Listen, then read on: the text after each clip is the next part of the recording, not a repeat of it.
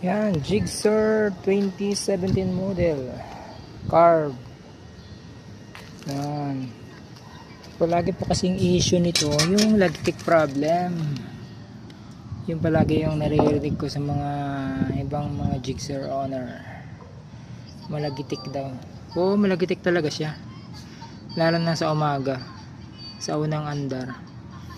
Pero, after ng mga 2 minutes, masyang paanda rin, mawawala na rin. Saka tahimik na rin. Yung lagitik problem naman, ito lang yun.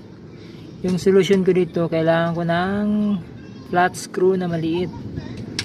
Tapos ito, yan. Yan, ito. May rubber dyan.